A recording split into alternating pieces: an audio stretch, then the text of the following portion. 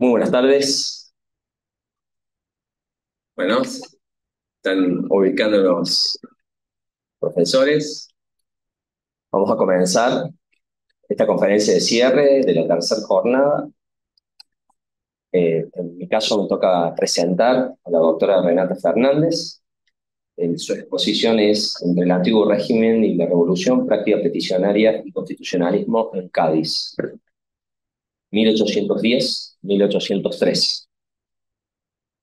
La doctora Fernández es profesora de Historia de América Colonial en la Facultad de Historia de la Universidad Federal de Goiás, docente permanente del programa de posgraduación en Historia de la Universidad también Federal de Goiás, doctor en Historia por la Universidad Federal Luis de Fora, con estancia de investigación en el Instituto de Estudios Avanzados en Ciencias Sociales de París.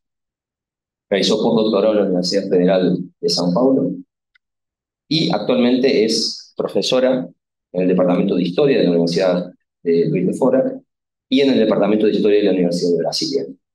Es codirectora con Andreas Slemian y Roberta Stubb del Grupo de Investigación Circuitos Oceánicos, Peticiones y Comunicación Política. Bueno, desde ya muchísimas gracias y comenzamos con la conferência de cierre. Muchas gracias. Obrigada. Boa tarde ou quase boa noite novamente a todos e todas.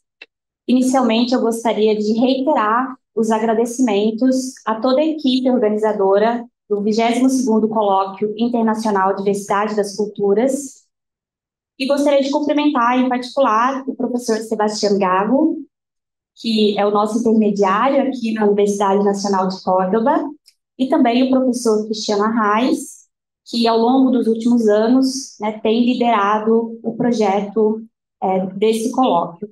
Então, meu muito obrigada a todos vocês pela recepção e também meus cumprimentos a todos que estão nos assistindo pelo YouTube. O título da minha apresentação é Entre o Antigo Regime e a Revolução, Prática Peticionária e Constitucionalismo em Cádiz, 1810-1813. Antes de passar propriamente para a fala, eu queria fazer alguns esclarecimentos. Essa pesquisa que eu vou compartilhar aqui com vocês é uma pesquisa recente, em realidade, que eu comecei muito em razão do Colóquio Diversidade das Culturas, tanto dessa apresentação, mas também de alguns desdobramentos anteriores. Mas ela se situa em um esforço de pesquisa mais amplo que eu tenho perseguido ao longo dos últimos anos e que se concentra na análise das práticas peticionárias no mundo ibero-americano, principalmente no século XVIII e em princípios do século XIX. Apenas para esclarecer, né, as petições, elas eram e ainda são um mecanismo de comunicação entre governantes e governados. E sob essa nomenclatura, petição, na verdade, estão diversos instrumentos mais específicos, queixas, requerimentos, memoriais, representações, que se caracterizam fundamentalmente pelo ato de pedir, ou seja, um governado se dirige a uma autoridade hierarquicamente superior com alguma demanda, buscando, né, a partir dessas petições, ou denunciar algum abuso cometido por outra autoridade, ou receber algum favor e privilégio, ou simplesmente reivindicar, né, alguma solicitação em específico. E a prática peticionária, em realidade, para utilizar aqui a expressão de um autor chamado Pedro Cardi, se perde em tempos imemoriais. Temos registros de petições dirigidas às autoridades desde a antiguidade. Mas seria, na época moderna, que as petições acabariam se convertendo na modalidade central de comunicação política entre governantes e governados. E ela era uma prática muito ubíqua, que estava presente em diferentes ordenamentos políticos e que também era utilizada por diferentes grupos e setores sociais, inclusive grupos sociais subalternizados, no contexto da época moderna, como mulheres, indígenas, escravizados e assim por diante. Já no contexto das revoluções constitucionalistas, que abalam o mundo atlântico na virada do século XVIII para o século XIX, essa prática tradicional de peticionamento, ela vai acabar emergindo como um novo construto, que passa, a partir de então, a ser conhecido como direito de petição, e que, em diversos ordenamentos, vai ser reconhecido como um dos direitos dos cidadãos, né? Ou seja, os cidadãos teriam o direito de apresentar às autoridades suas queixas, suas demandas, suas denúncias. Outro esclarecimento importante é que as petições, além de serem, né, muito diversas em suas modalidades, elas também poderiam percorrer e desaguar em diferentes instituições. Muitas vezes, quando se fala em petição hoje, as pessoas pensam nas petições judiciais, né, que o advogado vai lá e apresenta, né, uma petição para o juiz. Mas as petições da minha pesquisa são principalmente petições que tramitavam por outras vias, que não propriamente a judicial, ou seja, pela via governativa, e no caso específico dessa apresentação de hoje, pelo que, né, vai se convencionar chamar de legislativo. Bom, e adiante, né, disso, que esse esforço de pesquisa que eu tenho perseguido ao longo dos últimos anos, ele tem 3 eixos principais que eu acho que é importante sinalizar, porque vai ajudar vocês a entender a discussão que eu vou propor. O primeiro deles é uma preocupação com as formas de representação corporificadas pelo ato de peticionar. Ou seja, quem peticiona, por que peticiona, como isso, de alguma forma, também nos informa sobre as expectativas e a negociação dessas pessoas com aqueles que exercem o poder. Uma segunda preocupação é uma análise sobre as formas de tramitação, resolução e enquadramento desses pedidos por aqueles que os recebiam. E, por fim, uma terceira dimensão é a compreensão de que o peticionamento ele é um fenômeno não apenas de dimensão transnacional, ou seja, acontece em diferentes espaços, mas ele também tem uma larguíssima história. E compreender um pouco que as petições, né, têm essa larguíssima história é importante para a gente compreendê-la também nas suas diferentes manifestações específicas, nesses diferentes espaços e nos diferentes contextos históricos. Então, por isso, a minha proposta aqui com vocês hoje é propor uma reflexão sobre o peticionamento no contexto da primeira experiência constitucional hispano-americana, as Cortes Gerais e Extraordinárias da Nação Espanhola, que reuniram em Cádiz representantes de ambos os hemisférios para, entre outras coisas, formular uma constituição para essa monarquia que naquele momento, né, estava em crise, né, pós invasões napoleônicas, abdicações de Baiona e assim por diante. E a proposta vai ser discutir tanto a prática peticionária em si, mas também as formulações dos deputados gaditanos sobre o enquadramento da prática nesse novo contexto constitucional. E a principal hipótese que eu vou defender aqui, conversando muito com a historiografia especializada no tema, é a de que para compreender o peticionamento nesse contexto, é preciso se atentar justamente para esse estatuto particular das petições, situado, né, portanto, como uma prática tradicional, mas que também passa a ser objeto de novos ou renovados usos diante de formulações políticas verdadeiramente revolucionárias. Como eu sei que é um tema que se afasta bastante cronologicamente, né, das discussões que nós estamos fazendo aqui, eu preparei um texto, está em espanhol, eu vou tentar ler em espanhol, e já peço desculpa de antemão por eventuais equívocos de pronúncia e também pelo acento. Mas acredito que vai ficar um pouco mais fácil para os colegas aqui de Córdoba compreenderem.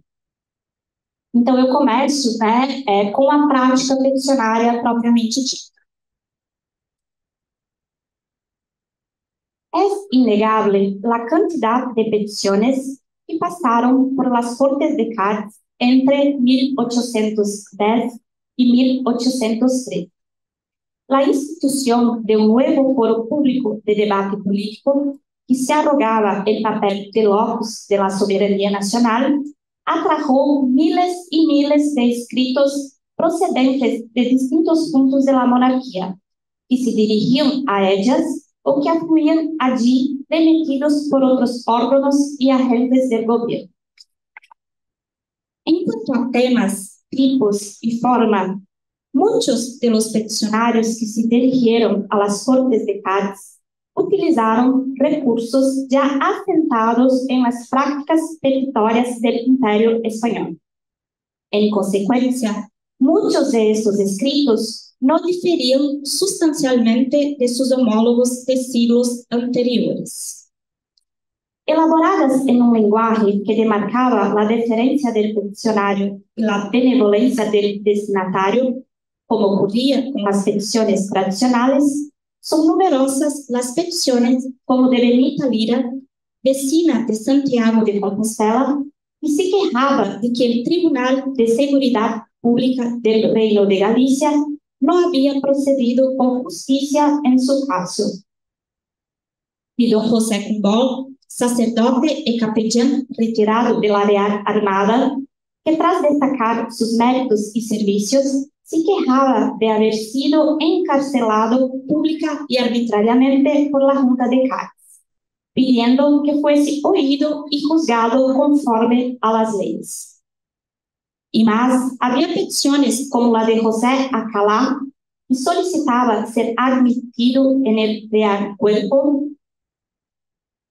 o aún la de doña Mariana Negrete, viuda de don José Concha, que había sido capitán del regimiento de Puerto Rico, solicitando una recompensa por los servicios de su marido y una pensión vitalicia para su hija. Ellas se inscribían, pues, en la larguísima tradición de recurso a un órgano soberano, en la búsqueda de la garantía de la justicia, papel desempeñado hasta entonces por el monarca, que, como padre, juez, legislador, fuente de arbitraje y punto de referencia para la justicia y la equidad, encarnaba históricamente una figura a la que los vasallos podían dirigirse. Se trataban de peticiones típicas que tramitaban ampliamente en el contexto del antiguo régimen por las Cortes Reales y los antiguos tribunales del reino. En particular, las peticiones de justicia que tenían por objeto la aplicación del derecho vigente y que trataban generalmente de la resolución de conflictos entre partes, sobre todo pleitos y sentencias. Las peticiones de gracia, centradas en las solicitudes de privilegios y recompensas individuales o corporativas, que podían implicar una renuncia a la ley o corresponder a la decisión discrecional del soberano, entendidas, por tanto, como una forma superior de justicia. Y las peticiones de gobierno, definidas por un carácter privado y microadministrativo, que podían implicar desde la construcción de una iglesia, peticiones y quejas sobre impuestos, hasta propuestas sobre organización territorial y administrativa. Con ellas, los peticionarios buscaban ayuda para remediar lo que consideraban vejaciones y opresiones, con peticiones que aludían a cuestiones de la vida local y a problemas meramente personales o relativos a colectividades restringidas, como un determinado grupo profesional o localidad. Peticiones de creación de audiencias para administrar justicia, peticiones de nombramiento de cargos civiles y eclesiásticos, peticiones de revisión de causas y nombramiento de jueces, representaciones para la requisición y confirmación de gracias y privilegios corporativos, peticiones de concesión de títulos de muy noble y muy leal a ayuntamientos y ciudades y peticiones de exenciones particulares son algunos de los innumerables ejemplos. Incluso las representaciones de carácter más propositivo se centraron a menudo en cuestiones relativas a la comodidad pública, con diagnósticos y remedios para utilizarse para los problemas locales, en la estela de la práctica tradicional de la literatura de arbitrios y amonestaciones y a los memoriales y representaciones gubernamentales. De ahí también la incidencia de las representaciones mediadas por corporaciones, ya fueron personales ou territoriales, que é um aspecto que foi particularmente analisado por uma autora chamada Marta Lorente. Al movilizar argumentos como la existencia de una situación armónica que había sido sacudida o la exposición de una circunstancia considerada injusta, trataban problemas circunscritos, aunque pudieron ser amplificados como concernientes a colectividades más amplias o al cuerpo de la monarquía. José Eduardo Cárdenas, por ejemplo, en representación de Tabasco, presentó una memoria en la que se quejaba de la situación político-administrativa de la provincia, que atribuía a la dependencia de su administración civil y eclesiástica de Mérida, capital provincial, organización que hacía deplorable la situación de la provincia. Problema compartido con, yo cito, muchas provincias de ambas Américas, cada una bajo su respectivo yugo de hierro, que corren la misma suerte que Tabasco. Sin embargo, esas continuidades estaban lejos de ser meramente inadecuadas a la nueva realidad política. Denotan, antes, un sustrato de valores y prácticas presentes en aquella sociedad que estaba siendo rearticulado y sumado a innovaciones en las formas de concebir el universo social y político, vinculadas a la mayor difusión del constitucionalismo moderno y sus implicaciones institucionales en el ordenamiento y en la legitimación del poder. Por lo tanto, es necesario situar estos documentos en las estructuras narrativas, en los lugares comunes, en los términos y palabras, prácticas y valores que se operacionalizaban y se apropiaban dinámicamente en una convergencia de intenciones y convenciones, reglas y normas sociales, culturales y políticas, cuyas marcas de los vientos revolucionarios también se hacían sentir. En el contexto constitucional, las secciones también comenzaron a ser tramitadas por un órgano representativo y activamente publicitado, lo que generó un flujo continuo de comunicación entre gobernantes y gobernados en el marco de una nueva esfera pública de debate político. La propia impresión y circulación de los diarios de las Cortes, además de las intensas discusiones en la prensa periódica, actuaron como motivo de peticiones sobre las delicadas cuestiones políticas debatidas en la institución. Además, se hizo más común la publicación de memoriales y representaciones en las publicaciones periódicas, así como su circulación en forma impresa, llegando incluso a generalizarse las campañas para elaboración de peticiones. Essas campanhas para elaboração das petições, na avaliação do Diego Palacio Cerezales, que é um dos grandes especialistas na prática peticionária, seria o primeiro exemplo de mobilização política de massas nesse universo hispano-americano, né? Nessa transição no contexto do constitucionalismo. Del mismo modo, es posible identificar memoriales y representaciones que buscaban interferir en las definiciones políticas generales y en las cuestiones constitucionales. con un contenido más político y reivindicativo, a veces también incorporaban un lenguaje más totalitario, amplificando una combinación de deferencia y desafío a la autoridad política que había comenzado a surgir en la práctica peticionaria, especialmente desde mediados del siglo XVIII.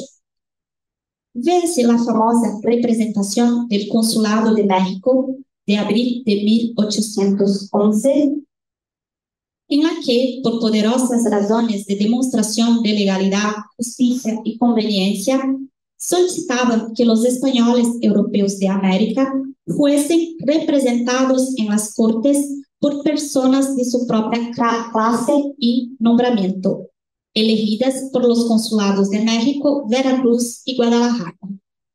En ella, al tiempo que afirmaban sus condiciones de vasalos fieles a quienes la distancia de su cuna imprime el amor patriótico hasta el entusiasmo, afirmaban que al examinar las noticias generales no reconocen sino tristes presagios en las gestiones prematuras, procedimientos extemporáneos y providencias disformes con la legislación judiciosa de los antiguos y sensatos españoles.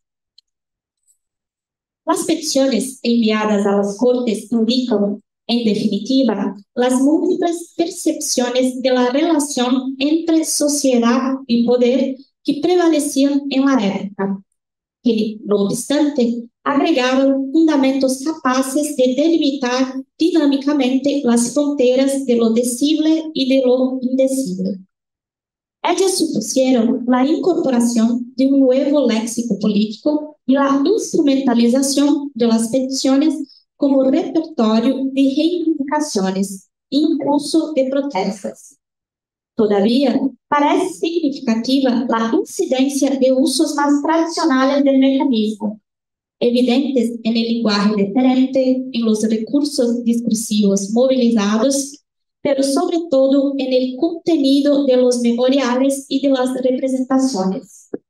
Muchos de los peticionarios percibieron la nueva institución representativa como un órgano que distribuía favores y remuneración por servicios, y, sobre todo, como un protector contra todo tipo de arbitrariedades, abusos y acosos individuales e coletivos.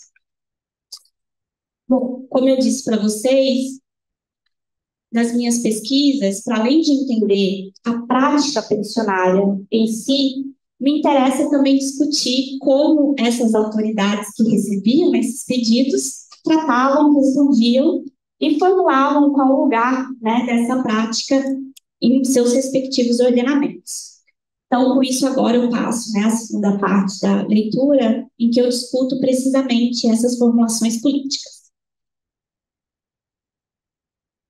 La centralidad de las peticiones en el trabajo de las Cortes Generales y Extraordinarias de la Nación Española es también indiscutible y se manifiesta incluso en los propios ritos de sus sesiones. Quase todas as sessões das Cortes, assim como de boa parte das Assembleias Constituintes e depois das Câmaras, Senados, criados nesse contexto, principiam pelo expediente, que é justamente a leitura de ofícios e petições. Sin embargo, en esta Cámara, como en otros espacios coetáneos, las peticiones y su tramitación fueron objeto de debates que ponen de manifiesto una serie de retos y dilemas planteados por la constitucionalización de una práctica tradicional y su acción social a la luz de nuevas formulaciones políticas. Especialmente reveladores fueron los numerosos dictámenes de las comisiones en los que se afirmaba que varios de estos escritos no eran competencia de las Cortes. Así, muchos de ellos, al ser analizados, recibían las decisiones habituales y determinaban que los peticionarios debían hacer uso de su derecho conforme a las leyes o que las peticiones debían ser devueltas a los interesados por tener relación a asuntos que no eran de la atribución de las Cortes. Aunque la afluencia de papeles constituía un problema práctico de primer orden, la cuestión afectaba también a otro punto fundamental, la división de poderes, concepto revolucionario que fue elevado a la categoría de punto central del nuevo sistema político constitucional español. Esto supuso, entre otras cosas, definir la actividad legislativa propia de las Cortes relativa a los otros nuevos poderes constitucionales, el poder ejecutivo en forma de regencia y el poder judicial con sus propios jueces y procedimientos ordinarios. Si los peticionarios dirigían sus peticiones particulares, individuales o corporativas de gracia, justicia y gobierno al nuevo órgano soberano, en las Cortes de Cádiz, los diputados allí reunidos elaboraron proposiciones que trataban de circunscribir y encuadrar la práctica peticionaria y su tramitación dentro de los marcos constitucionales. Así, debido a una petición del brigadier de la Real Armada, don Manuel María Torres y Valdivia, en la que solicitaba que por sus méritos y servicios se le concediera el gobierno de Puerto Rico, la Intendencia de Guadalajara u otro destino análogo, la Comisión de Premios propuso que fuera conveniente a las Cortes, como medida general, abro comillas, mandase que ninguno ocurriese a las Cortes con recursos y pretensiones, sino en el caso de quebrantamiento de una ley, pues, de otro modo, se verían precisadas a ocupar en beneficio de particulares el precioso tiempo que deben dedicar a la determinación de providencias generales y enérgicas para la salvación de la patria. Cierro comillas. El dictamen de la comisión presentaba también las lecturas y expectativas de sus miembros sobre cuál sería la función tanto de las peticiones como de la propia Cámara. Los recursos y reclamaciones solo deberían presentarse en caso de infracción de la ley, ya que las Cortes, aunque no renuncien a ser guardianas de la legislación, no deben, sin embargo, ocuparse de cuestiones de beneficio particular, sino de medidas generales.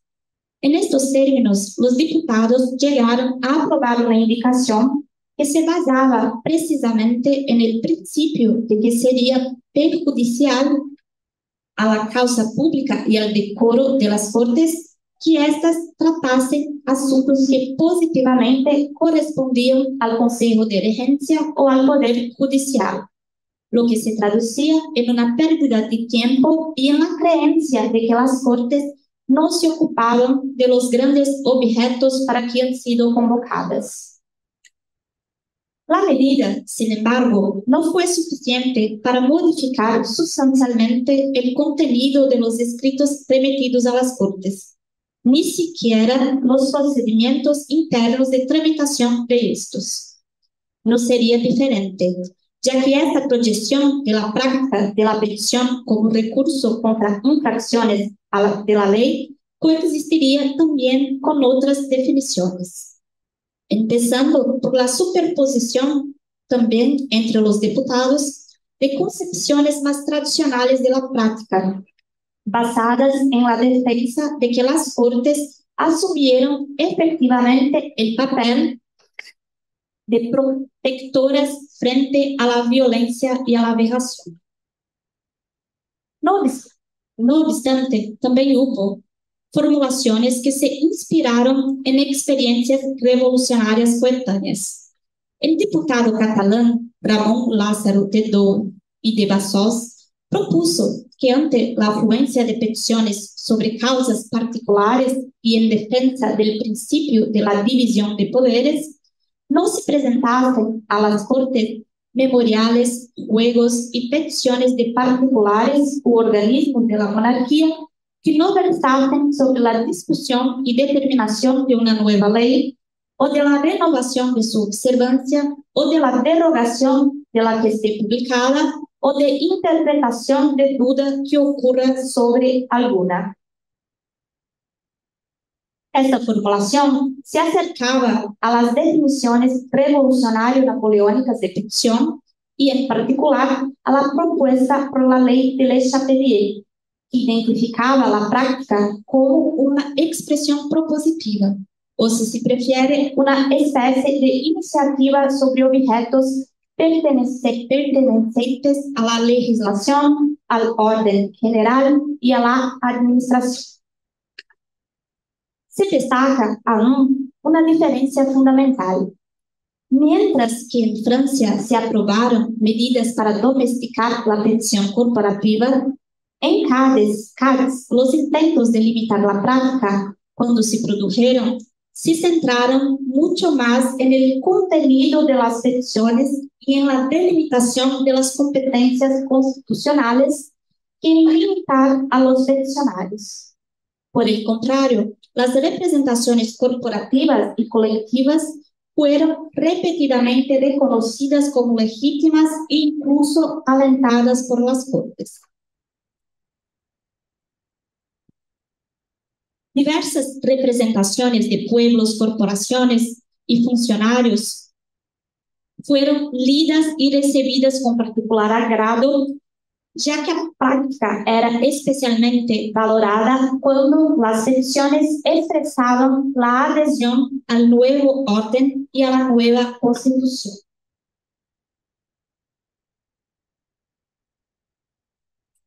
No obstante, fue la forma y el lenguaje de las pensiones, especialmente cuando se combinaban con un contenido más político, lo que provocó debates más intensos entre los parlamentarios. Y en ese sentido, aunque el tema era acuciante en general, el caso de América parece haber sido especialmente sensible. En efecto, las sesiones de las Cortes de Cádiz tuvieron lugar en pleno estallido de los movimientos independentistas en América y tenían como horizonte muy concreto la posibilidad de la desintegración de la antigua unidad imperial española. Ese fue precisamente el tono del debate en torno a la famosa representación presentada por el Consulado de México, antes mencionada, sobre las bases que debían adoptarse en América para la representación nacional, y que se convirtió también en una discusión sobre los términos de una justa representación y la posible responsabilidad de sus autores por eventuales abusos.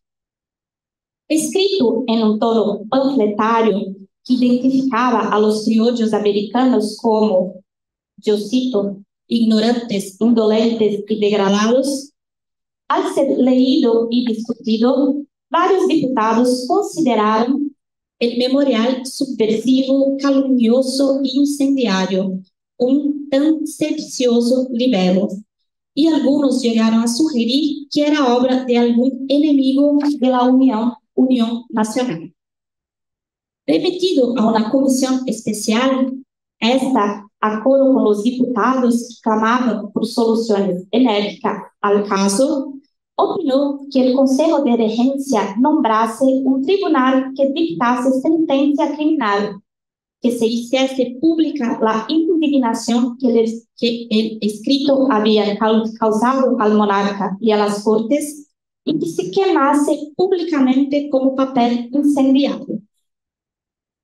Por otro lado, los diputados contrarios a estas medidas enérgicas, aunque en general consideraban que el escrito sobrepasaba los límites correctos, hablaron en nombre de la prudencia.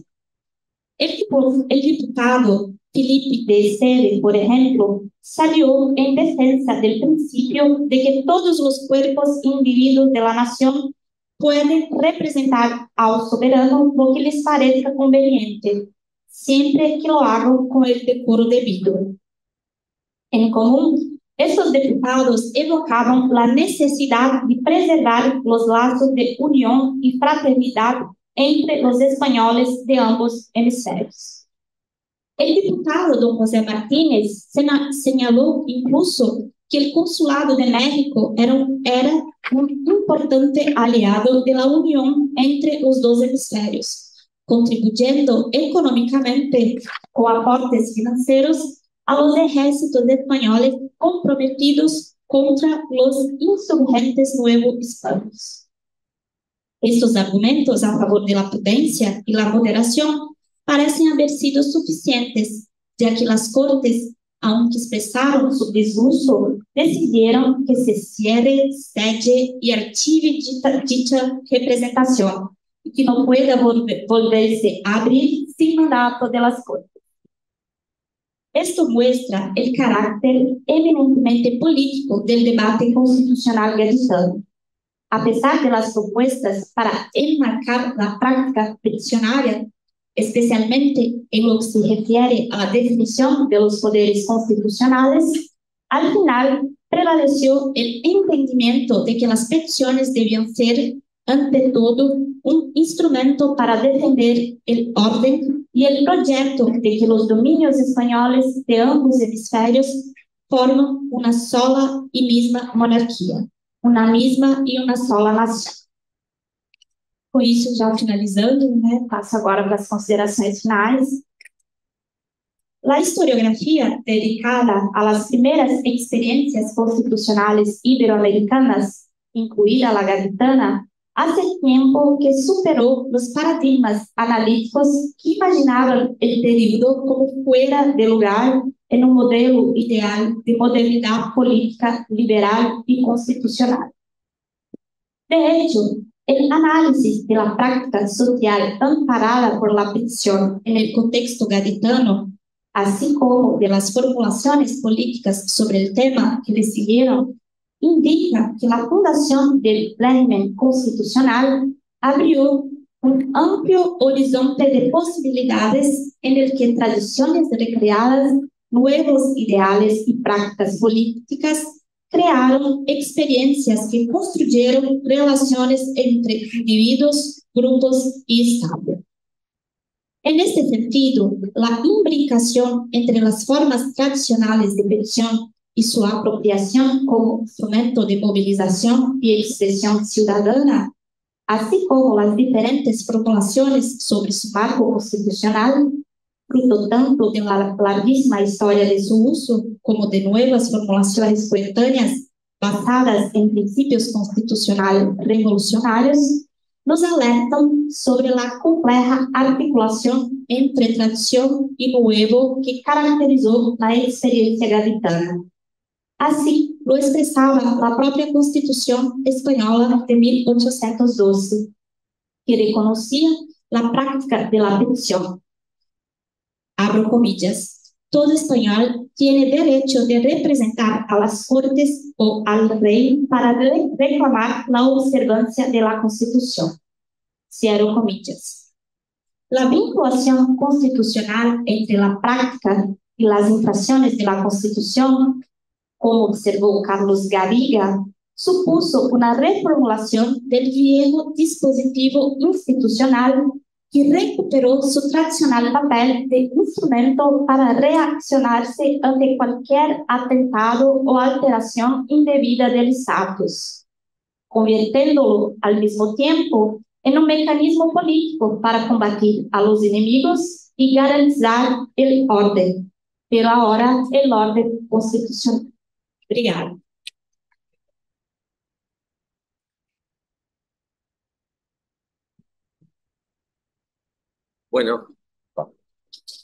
Bueno, ahora quedamos abiertos a las preguntas, a los diálogos.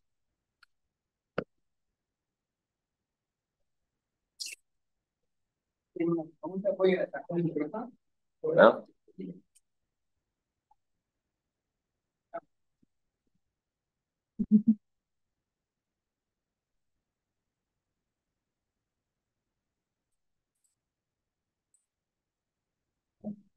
Antes de mais nada, eu queria parabenizar a Renata pela excelente apresentação.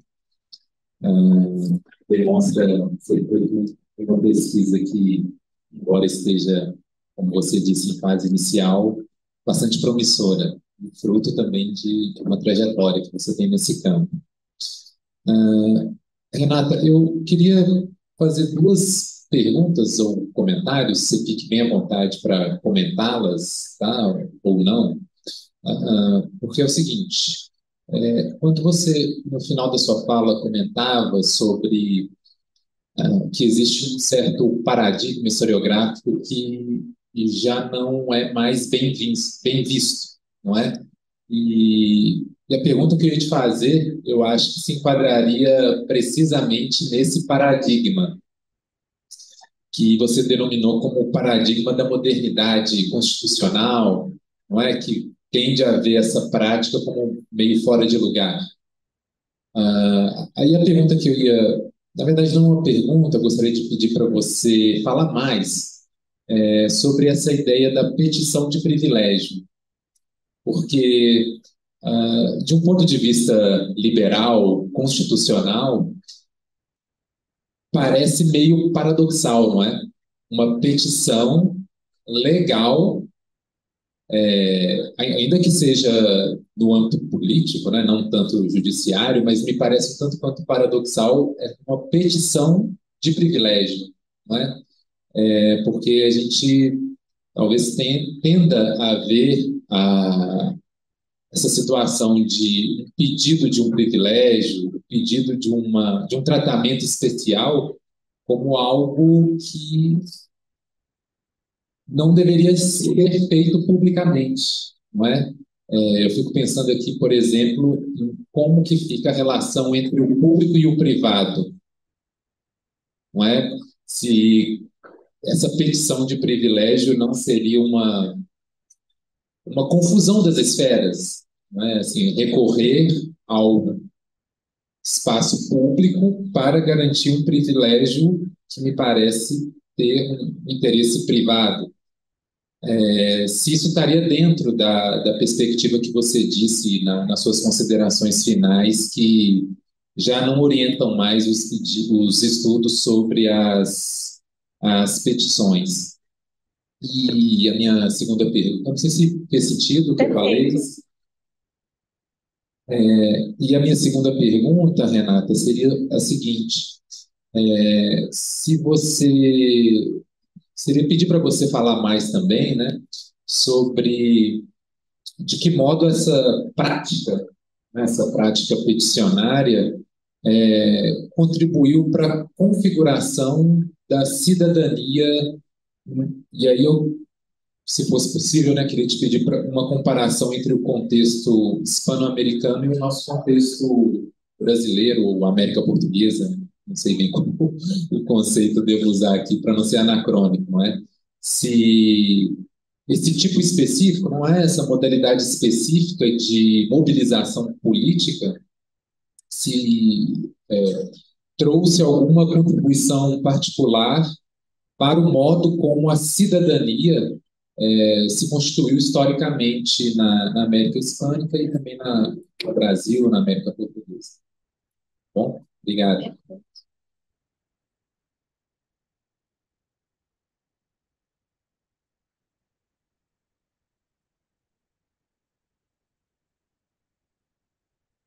Posso responder primeiro, Sebastião, porque é muita coisa. Complemento. Tem duas perguntas aí? Sim. Sim, Breno, muito obrigada pelas perguntas. E, na verdade, assim, nas duas perguntas, você toca em questões que são muito caras para a minha pesquisa, mas também para uma série de outros historiadores que têm trabalhado com esse contexto da virada do século XVIII para o século XIX. Vou começar pela primeira, vou tentar não me alongar muito. Na verdade, o que eu estava tentando dizer aqui não é que a prática peticionária é vista como fora de lugar, mas, de maneira geral, o primeiro constitucionalismo ibero-americano, ele por muito tempo foi tido como fora de lugar. Essa expressão fora de lugar, na realidade, ela é uma síntese que foi retirada de um trabalho de um crítico literário brasileiro, que é o Roberto Schwartz, quando ele escreveu um texto que falava as ideias fora de lugar, o título era esse, e era uma análise sobre a obra do Machado de Assis, né? e tinha um pouco uma discussão, né, que acabava implicando na reflexão sobre o lugar da escravidão nesse mundo, que já não era o mundo do antigo regime, da colonização, já era, né, o século XIX.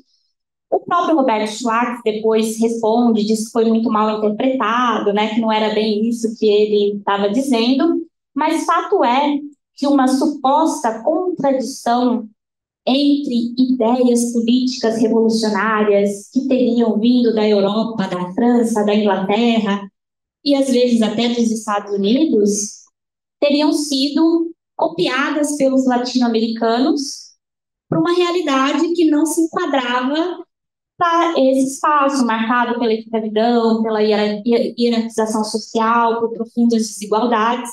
Então, era quase que como um falseamento, né? O liberalismo seria um falseamento na América Latina. Mas essa é uma perspectiva muito problemática em termos historiográficos, por evidente. Primeiro, porque ela considera que essas ideias revolucionárias nasceram especificamente na França, ou na Inglaterra, ou nos Estados Unidos, o que já é muito problemático, né? Porque nós sabemos, por exemplo, do impacto desse mundo espanhol para uma série de outras revoluções, inclusive na própria Europa, né? Então já é problemático. Mas o fundamental, e quem discute muito isso é até um autor argentino, o Elias Parte, que faz uma crítica muito pertinente ao que ele chama de modelos ideais, né? Como se existisse um modelo ideal do que é o liberalismo, do que é o constitucionalismo, do que é, né, uma série de o republicanismo. E esse modelo, ele é sempre europeu, ou pelo menos do norte, né, dos Estados Unidos. E tudo que não se encaixa, não faz check naquele modelo, é fora de lugar, é desvirtuado, é cópia. E, na verdade, né, a discussão da historiografia ao longo, né, dos últimos anos tem sido justamente questionar essa ideia de que existe um liberalismo real, que é o que você faz check com a França. E, aliás, questiona até a própria França, né, porque a plena igualdade perante a lei, a abolição dos privilégios, ela não acontece nem na França, nem na Inglaterra, nem nos Estados Unidos, pelo menos nesse contexto inicial, né? A exclusão da cidadania de boa parte da sociedade, ela também está presente em todos os espaços europeus, no princípios do século XIX. Não é propriamente uma particularidade latino-americana, né, que seria um desvirtuamento do que é o verdadeiro liberalismo, o verdadeiro constitucionalismo. Então, nessa pesquisa, né, e aí em diálogo muito com esses autores, a Marta Lorente, o Carlos Garriga, entre outros, a ideia é entender um pouco o que é esse constitucionalismo nesse recorte específico, não partindo do modelo francês ou do modelo inglês, mas vamos entender o que é esse constitucionalismo. E esse constitucionalismo, ele é marcado por dimensões tradicionais, afinal de contas, nós estamos falando de um espaço que é profundamente católico, que o direito indiano tem um papel fundamental, que tem uma tradição jurídica de matriz ibérica, né, muito específica, e é evidente que nesses espaços simplesmente não vão se acabar os privilégios de uma hora para outra, porque não é assim que as transformações acontecem, né? Elas não acontecem de um dia para o outro. Mas também é problemático a gente colocar um pouco um ponto de chegada, porque não se sabia, né, nesse contexto que ia virar. Então, por exemplo, essa confusão entre esferas público e privado, ela é uma construção histórica. Não necessariamente nós pensaríamos em termos de diferença entre público e privado. E nesse contexto aqui, as fronteiras entre o que nós hoje chamamos de público e privado, elas são muito mais porosas do que viria a se tornar mais para frente, no próprio século XIX e depois no século XX. Então, não há contradição. Não tem contradição alguma pedir um privilégio. Por quê? Porque essa é uma sociedade por séculos e séculos fundamentada em privilégios. É uma igualdade perante a lei? É o direito de cidadania? Sim, mas não é para todo mundo. É lógico que não seria, né? Ninguém está falando isso, e não é em quase nenhum lugar. Então, quando a gente pega as petições, a gente consegue perceber muito essa dimensão, né, dessa tradição, mas também como ela está sendo reformulada diante de uma série de novas urgências e de concepções, como eu disse, que são verdadeiramente revolucionárias, como a divisão dos poderes. Mas, né, é claro que a gente precisa situar isso um pouco, né, no seu próprio tempo. A própria divisão de poderes, né, ela poderia não ter acontecido como, né, como acabou se tornando nos 3 poderes. No caso do Império do Brasil, a princípio são 4 poderes, né? Tem legislativo, executivo, judiciário e moderador. Então, a própria divisão tripartite não é evidente, né? Depende da experiência histórica. E é claro, né? A gente ficou com o imperador, né? Um descendente dos Bragança. Então, como que você aloca esse sujeito no ordenamento? Se cria um quarto poder para ele. Mas isso faz todo sentido, inclusive em termos constitucionais, para aquele contexto, embora para a gente possa parecer meio maluco, né, nos dias de hoje. Então, Breno, a ideia aqui um pouco é essa, né, justamente sinalizar o que é esse constitucionalismo nesse momento, e não do que ele veio a ser depois, né, e não partindo do modelo ideal da França, da Inglaterra, né. Aliás, tem um autor espanhol, que é o Fernández Sebastián, que faz uma análise conceitual, né? Ele trabalha muito com história dos conceitos, e uma das coisas que ele diz em uma publicação recente é que o próprio termo liberal, como sentido político, ele é utilizado pela primeira vez nas Cortes de Cádiz. Não é na França, não é na Inglaterra, não é nos Estados Unidos, é nas Cortes de Cádiz, né? Então, a gente tem que romper um pouco com esses modelos. Bom, acho que eu me alonguei um pouco, né? Sobre a sua segunda pergunta, Breno, não sei se eu te respondo a primeira. Sobre a segunda pergunta, que na verdade minha resposta vai ter relação com a primeira, é que assim, o que é cidadania? O que é cidadania? Existe uma série de preceitos que vão ser amplamente divulgados, né? Igualdade perante a lei, aqueles que atingirem os requisitos, né, têm o direito de votar, não ter o seu domicílio invadido, né? Tem uma série de quesitos que são mais ou menos compartilhados. Mas, assim, a própria ideia de cidadania está sendo construída aqui. Quando a gente pega as petições, por exemplo, fica muito evidente que muitas daquelas pessoas da sociedade, quando elas se dirigem ao poder, elas não estão em busca de igualdade perante a lei ou algo do gênero. O que ela quer é que a sentença dela seja revista ou que o filho dela ganhe uma pensão. Porque para eles, né, na percepção, na perspectiva de uma cultura político e jurídica compartilhada, o poder é isso. Que eleição? Não quero votar, eu quero que minha filha ganhe pensão. Né? Há expectativas, né, sobre o que né, qual a função do Estado e como essas pessoas se articulam e vão se relacionar com esse Estado, com esse poder. Mas, de todo modo, né, claro, como eu disse, há uma série de questões que vão ser amplamente compartilhadas por diferentes espaços. E o caso do mundo ibérico, eu sei que tem autores que discordam, mas, a meu ver, há muitas semelhanças. Eu conversava com o Daniel antes que muitos artigos da Constituição Política do Império do Brasil de 1824 são cópias estritas da Constituição de Cádiz. Isso vai acontecer com diversas constituições dos novos países da América Latina, inclusive sobre o direito de petição. Isso que essa citação, né, da Constituição de 1812, se você pega o artigo 179 da Constituição do Política do Império do Brasil de 1824, é a mesma coisa. Por quê? Tem uma lógica compartilhada aí também, né? São espaços que, por mais diferente que pudessem ser, e eram mesmo, né, extremamente diferentes, em termos, né, jurídicos, também tinham, né, muitas semelhanças.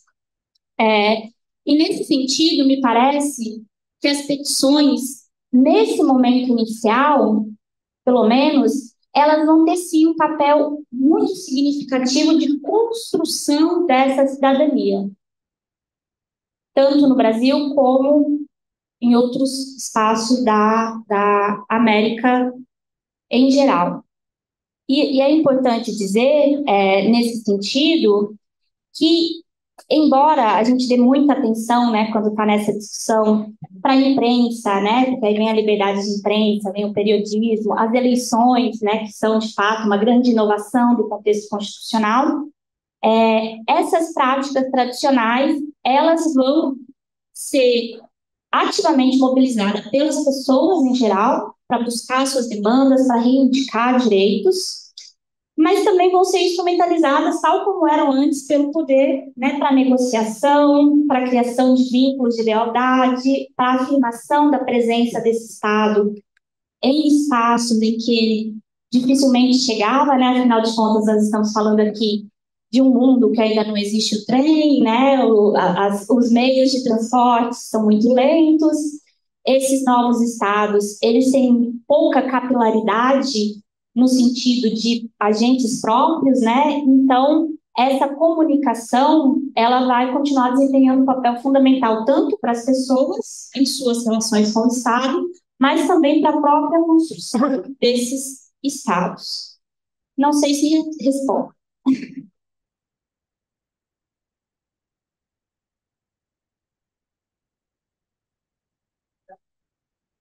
Yo tengo una para, bueno, ya estamos casi sobre la hora del cierre, pero tengo una preguntita para hacerte, Renata. La voy a hacer en castellano, de vagar. Vos has dado tu exposición en castellano, así que te andes perfectamente y manejas muy bien la lengua de Cervantes. La cuestión es cómo funcionaba,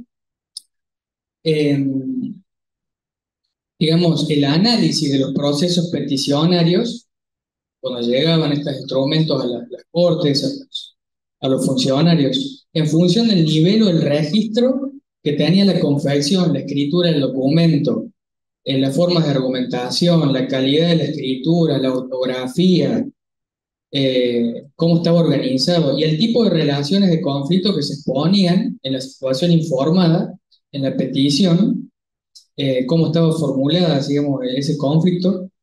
Todo eso, si vos podés encontrar o interpretar cómo incidían incluso las diferencias de clase social o estamento expresadas en ese contenido formal y sustantivo de la petición, cómo incidían esas diferencias de clase social en la posibilidad de éxito o suceso de ese instrumento jurídico.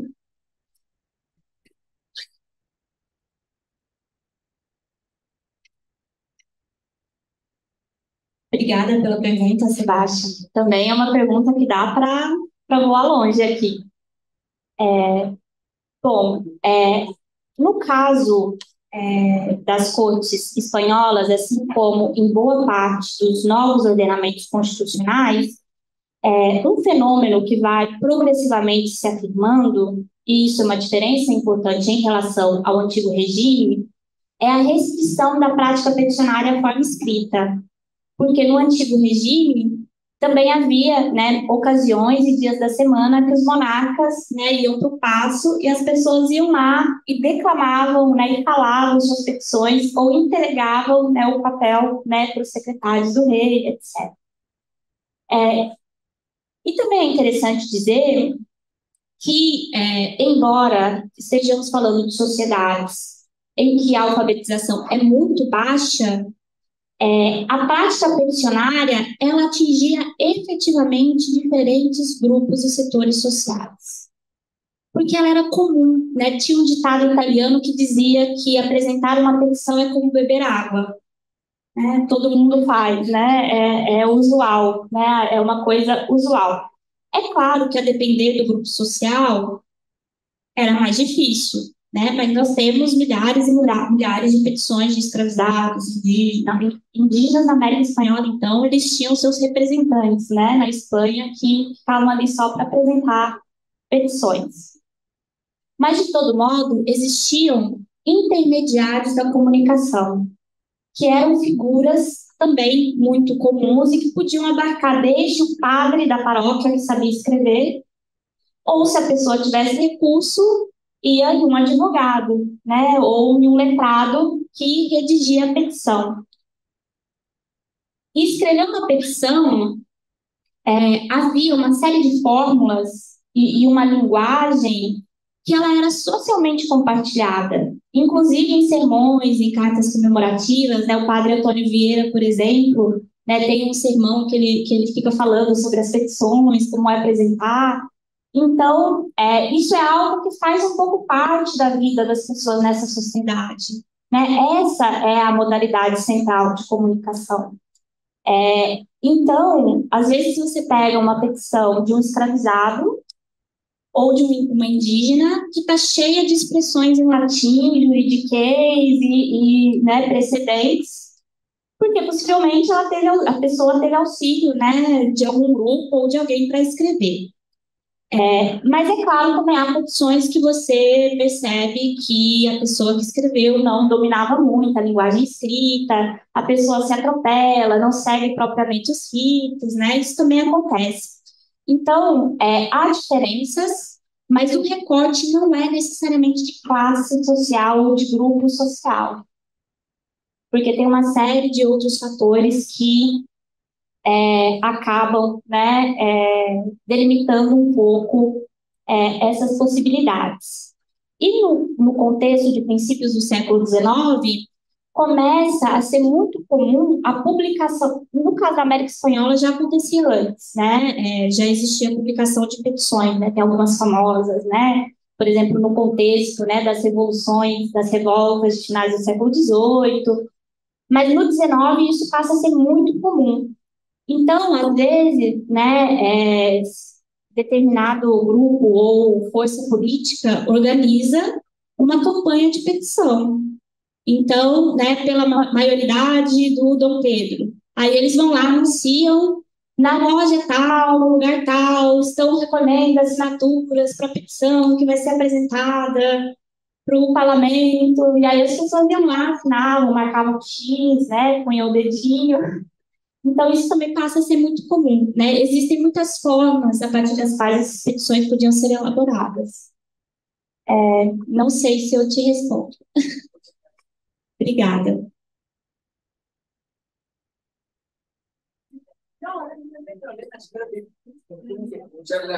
Sí, para ese grave.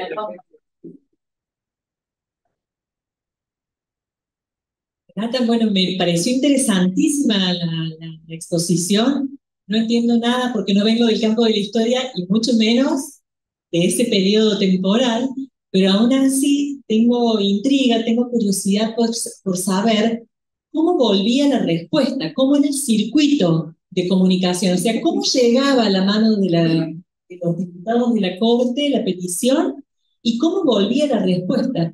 Sobre todo si el que peticionaba era alguien que no sabía leer, que era alguien iletrado. ¿Cómo funcionaba?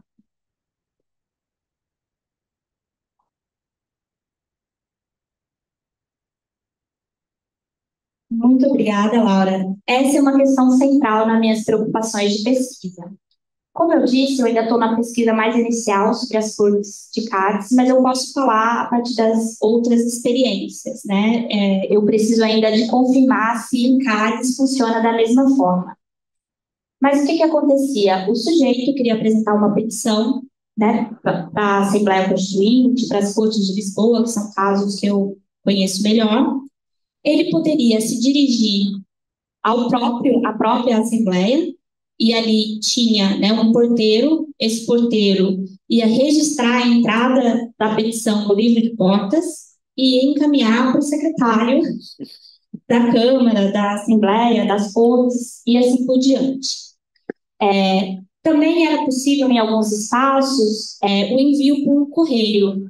Alguns tinham... Os notificadores? Sim, alguns tinham. Não são em todos os lugares, mas alguns tinham. E nesse contexto inicial, também é muito comum que os próprios deputados assumissem o papel de conductos de petições. Então, o sujeito, né, eleito, sei lá, pela Nova Espanha, E aí a comunidade ali poderia se organizar, entregar petições para ele, e ele próprio chegava lá na casa, quando, né, tomava assento, e falava, olha, eu estou com uma petição aqui, ou alguém enviava para ele, né, ó, chegou uma petição, isso era muito comum, principalmente os deputados fazerem com os seus locais de origem, né, daquele lugar de onde eles eram originários. Também acontecia muito. A tramitação também depende um pouco do contexto. Como eu disse aqui, no caso das cortes de Cádiz, eles tentam organizar um pouco a coisa, porque você imagina, são milhares e milhares de papéis que estão chegando, né? E uma das propostas é que a própria secretaria encaminhasse para as comissões esses papéis, porque aí não teria que ler na sessão inicial, né? E aí já diminuiria um pouco o volume. E alguns chegam a propor que na própria secretaria eles deveriam recusar aquelas que não competiam. Isso aqui não é competência da corte, pode recusar, devolve. Mas, como eu disse, a coisa não é tão simples assim, porque, né, há uma sobreposição aí de concepções sobre o que é a petição. Já sobre a resposta, muitas vezes essas respostas, elas não são interessadas para quem está peticionando, mas para alguém que é chamado a cumprir a resolução. Então, normalmente é interessado para outras autoridades. Então, se é uma queixa contra o juiz, né, você endereça para o juiz superior para que ele tome conhecimento. Ou se é um pedido que tem relação com a regência, você endereça para a regência a resposta para que ela tome as providências.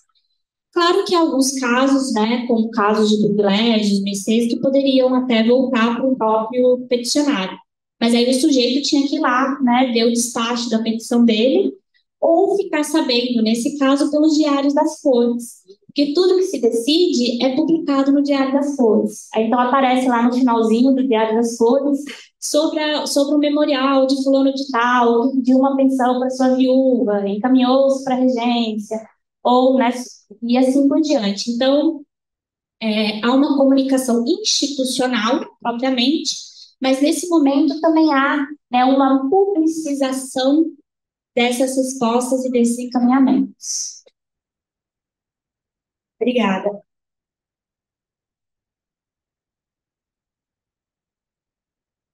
Ana, ¿você quiere hacer?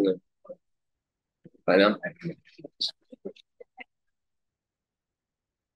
Bueno, con esto cerramos. Muchísimas gracias, Renata. Interesantísimo la evolución del derecho de petición, del derecho individual también la dimensión política del derecho de petición, más que todo dentro del constitucional. Así que bueno, muchísimas gracias. Gracias a todos. Hasta luego.